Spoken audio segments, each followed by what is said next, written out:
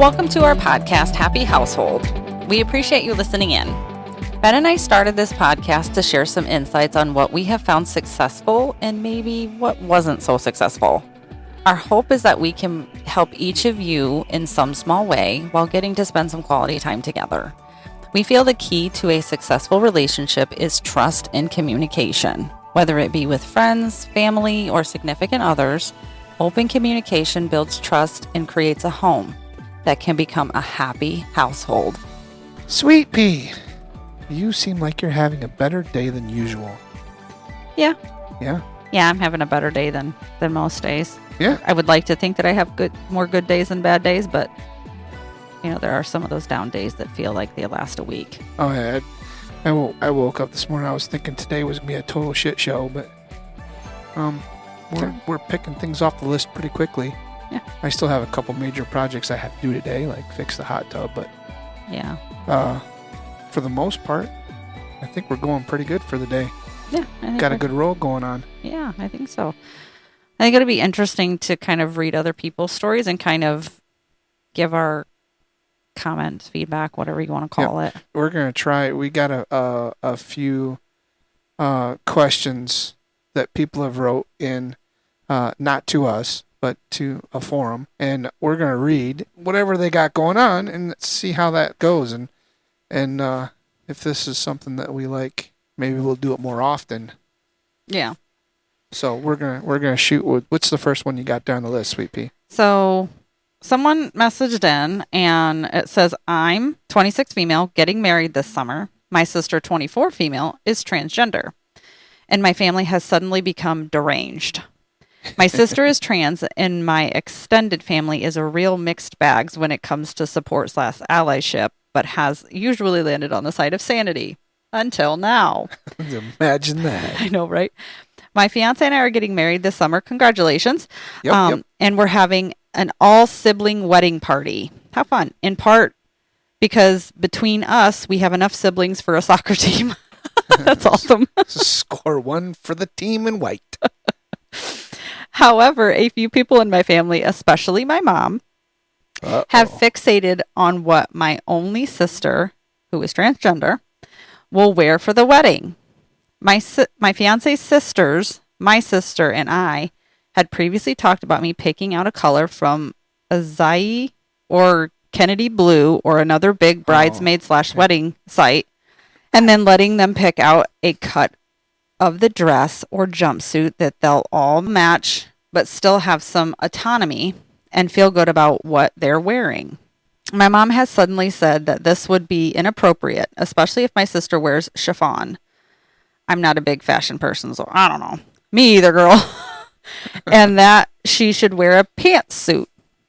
Other family members have said that a suit is the only appropriate choice because, by their description, my sister will stand out in a dress or jumpsuit.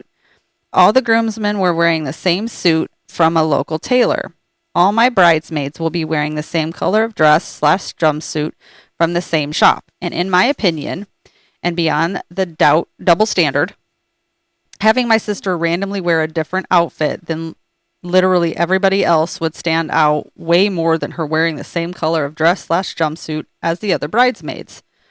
My mom in particular is having a borderline anxiety attack, and I truly don't get it, and especially don't understand the chiffon problem. I'm just kind of baffled. My family has never been like this before. Even when my sister came out of the closet, my family didn't react to it in a way that was anywhere near this hostile. And more than anything, I'm just confused. Any help, insights? Question is, whose wedding is it? I know, right? Whose wedding is it? It's hers. Yeah. Right? The rest of them, it doesn't matter. Yeah. I definitely agree with that, but I think she made a great statement. If she was to wear a pantsuit, she would stand out more than she would if she was wearing a jumpsuit. My question is she a bridesmaid or is she a groomsman? I think she was supposed to be a bridesmaid. Maybe even the maid of honor. I don't know. She's her sister. I would assume so, yeah. Right. But let the woman wear what she wants to wear. I mean, it's your wedding. It's as long as you are comfortable with it and the person wearing the clothing is comfortable with it, then that's all that matters, because the day should be about the couple coming together as one. Right. Yes, outfits are important. Yes, decorations are important. But at the end of the day. Right. Traditions don't have to be followed. Yeah. Right. You can, every person in the party can have a different dress if that's what you choose. You had said something there that her sister-in-law, or future sister-in-laws, and her sister all decided together. Mm-hmm. All the bridesmaids will be wearing the same color and dress, a jumpsuit. Yeah, they all they talked about it. Then there's nothing else to ask. It is the bride and groom's day. Yeah. And as long as the bride is good with it, it doesn't, you know what? It doesn't matter. Yeah, because at the end of the day, for me, it's your wedding, and that's a big thing. But everybody should be comfortable in what they're wearing, because you're gonna stand out if you're not comfortable in what you're wearing, whether she's transgender or not. Yeah, that part's irrelevant. She's spending the day with her sister. Does she want to wear a suit? Then have the suit be the same color. Right. As long as the bride is okay with it. And more to the point, if her sister is comfortable. Well, yeah. I mean, everybody needs to be comfortable, But if they can come to a common ground and say, hey, I like this. It's not necessarily my favorite, but it's your day, and I don't have any problem wearing with that. Then score one. Mm-hmm. There's enough said, right? Yeah. I mean, I can't speak so much for moms because obviously I'm not one, right? Mm-hmm. But I understand I understand that they want the day to be perfect for the bride, but sometimes I think that they want that to be perfect for the mother. Yeah. And that gets lost in the shuffle. Yeah. So, I've said it before on other stuff that sometimes you just got to kind of say, you know what, Mom? Tough to toodles. It ain't about you. Well, and you still want to show your parents a level of respect. Right. They raised you and they did this and that. But, at the end of the day, it's a wedding is supposed to be a joyous occasion of a couple coming together and starting their lives together as a married couple. Yep. And this is just my opinion. I don't really care what you're wearing, because I'm not going to remember what you're wearing. I'm going to remember the people who were standing there next to me. Right. I'm going to remember, years down the road, my sister was there and she was blah, blah, blah. I don't want, confrontation to be part of the wedding prep. I mean, that's makes it less enjoyable. There is so much stress in a wedding to begin with that this is not something that needs to be stressed over. Mom just needs to say, you know what? This is my opinion. You don't like it. That's okay. It is your day, and I will be okay with whatever makes you happy. Mm-hmm. Yeah. Plain simple. Yeah. There's no ifs, ands, or buts. Yeah. I definitely agree with that. So we can definitely move. Hopefully that helped out a little bit. And, again, congratulations on the wedding. Right. I hope it's a blast, and I hope you guys create many, many memories, and they are positive memories. And your sister is wonderful regardless of what she wears, and that should be the focal point. If she's comfortable, period. Right. The bride's happy, period. And I do think that the mother may be coming at it from I want my daughter to be comfortable. Talk to your daughter. If she's comfortable with it, that's the end of it. Right. So respect is a two-way street. Yeah, absolutely. But anyway, congratulations on the wedding. Hope it turns out great. I'm sure it will. So the next one that we have is, I, 25 male, discovered another side of my girlfriend, 26 female. I liked it. Yeah, I liked it, but now she's apologizing. How do I deal with it? So here's the backstory. So me and my girlfriend, Zoe, have been together for 2 years. She was my first. She is usually the shy type and always asks me to initiate any contact. Cuddles, kisses, other stuff. It's all on my side. She never does anything like that first. But so far, it hasn't bothered me. We moved in together in February. Congrats. Yep. Nothing special happened at first, but one day after coming home from work, she was clearly upset. In 2 years, I honestly never seen her this angry. I would say she usually has the patience of a saint. Literally, the worst curse word I've heard her use was idiot in reference to a drunk driver. Boy, I wish I had that kind. I know. I wish I had that kind of patience. Sometimes I could make a sailor blush. I think she's got like the premium standard of filtration. Boy. What I wouldn't give for a chip of that. I know, right? So yes, I was surprised, and at first I tried to help her. I listened to all her complaints, then I made her favorite dish and wanted to watch our favorite series with her. But after the first episode, she kissed me. She asked me if we could try something new. I was fascinated and curious, of course, you're a dude. So I agreed. She acted like a completely different person for the rest of the night. She was very dominant, and at first it was kind of funny to watch. But the longer it went on, the more I started to get into it. When did she tie my hands? I was 100% on board. I liked everything. I've never been so relaxed. We also had a few moments where something didn't go as it should, but we just laughed. Oh boy, have we had those times. Right? Which was also new, because usually in some moments Zoe was nervous and wanted to go away. I don't know. I felt like for the first time we were actually having 100% fun and there was no stress. That's amazing. Congrats, guys. But the next day Zoe was quieter than usual. Uh-oh. She avoided me all morning, and when we saw each other in the evening, she started apologizing for forcing herself on me. Huh. Woman, don't ever do that. Well, it's not as easy as that when it comes to mental stuff. I was confused. I asked her a few questions, tried to analyze everything that had happened, but nothing made sense to me. We weren't drunk or anything. We just were having a good time. And we both agreed to everything. I didn't feel like she was forcing me to do anything. I told her that, but she kept saying it all was a mistake and apologizing. She told me I should break up with her. I told her I don't want to, and she didn't do anything wrong. But it's only gotten worse since then. I feel like I have a roommate, not a girlfriend. We barely talk, and when we do, Zoe mostly answers my questions and leaves as quickly as she can. How can I help her? How do I even start this when a simple nothing happened and it was good doesn't convince her? I don't want to end this relationship. I really love Zoe. I love her normal personality, but I also love what she's shown me. So my advice would be to sit her down and talk with her about this, because I honestly think that she may be a little bit embarrassed.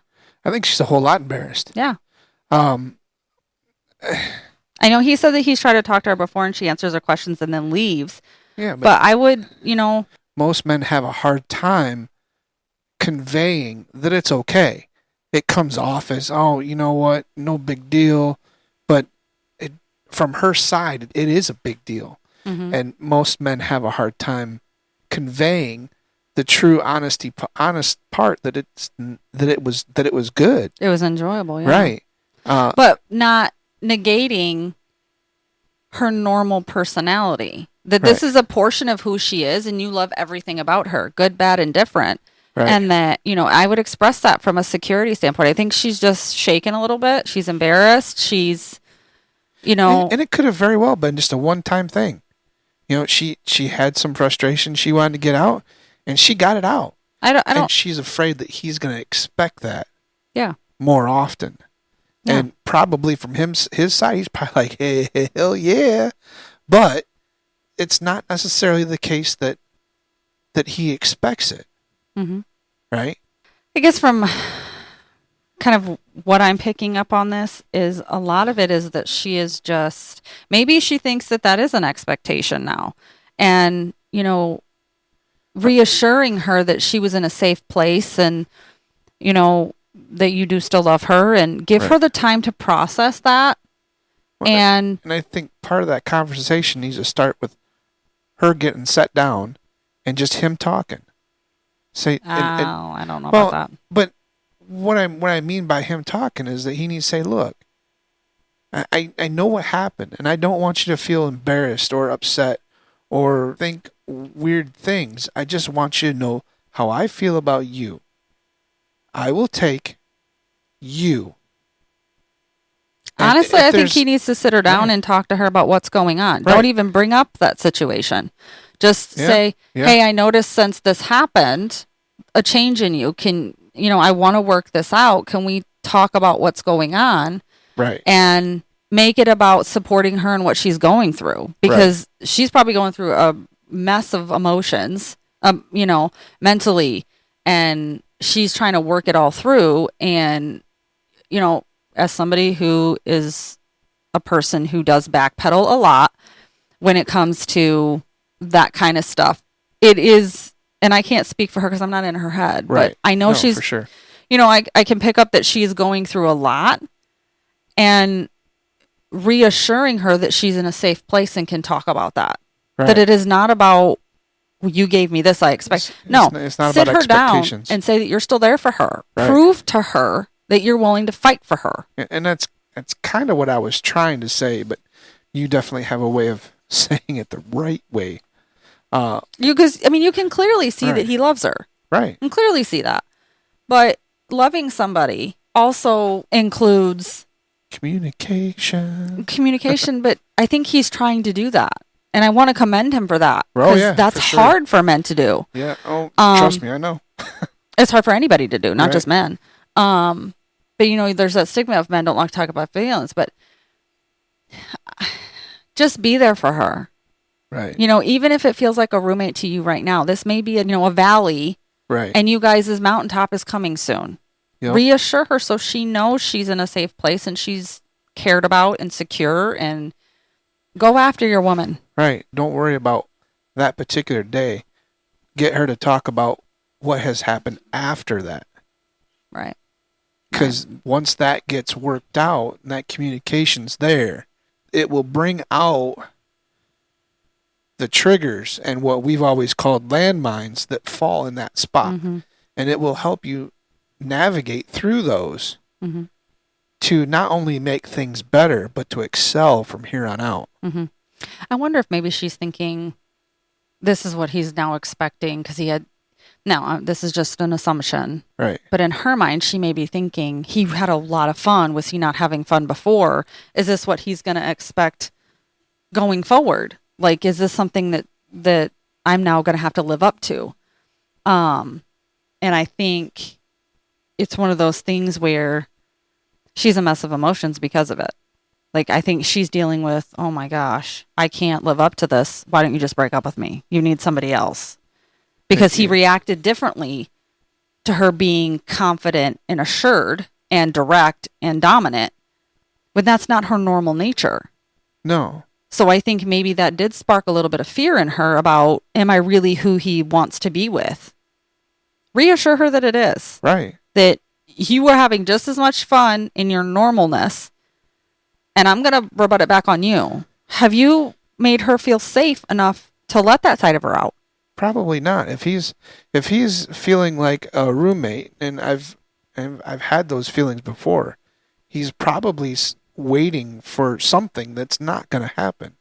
Dude, she can feel that. Yeah, you have to get off your ass, and you have to set her down and reassure her, like Amy said, reassure her, and really that there's nothing wrong with her, that she's beautiful in every aspect, and you find her just as sexy when, she's quote unquote in her normalness, which I don't necessarily agree with that comment, but you love her in all forms.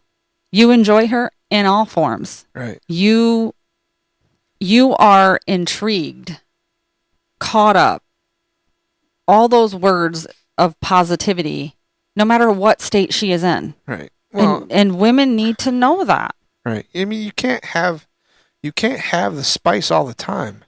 It needs to be a variety. I mean, I can give you an example.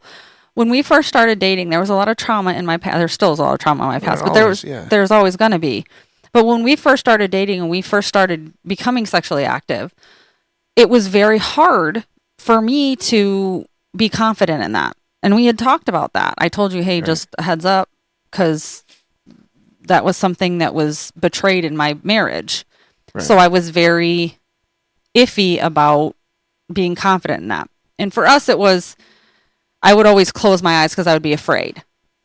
Well, again, because of, I'm just like, but we had to work through that. We had to communicate. And a lot of it was on you, which you took it on gladly, to make me feel secure enough to be comfortable with that. Right. And there's still work to be done. obviously. There'll always be work to be done. But we're willing to have those conversations, and you're willing and have proven to me that I'm in a safe place to say I'm not comfortable with that. Or, Right. I'm still a little nervous. I'm not confident in my own skin. Am I giving you that comfort as well? Right. So, yeah, just have a conversation with her. Find out what's going on. If she's not willing to talk, give her the space that she needs to figure it out. I was talking to my mom, and she gave me great advice. Relationships are rubber bands. Allow the person to stretch. They'll bounce back. If they don't bounce, they weren't meant to be. They'll break, and then the decision's made. Yeah. Don't keep running after them, because the rubber band will never be able to stretch. Right. But in that same regard, if the rubber band is stretching and almost breaking, a conversation needs to happen. I think conversation needs to happen anyway. There's stuff there that needs to be unpacked. Right. But if the person is telling you they don't want to talk right now, respect that. Oh, yeah, for Just sure. give them the time to figure out what it is their own emotions are doing.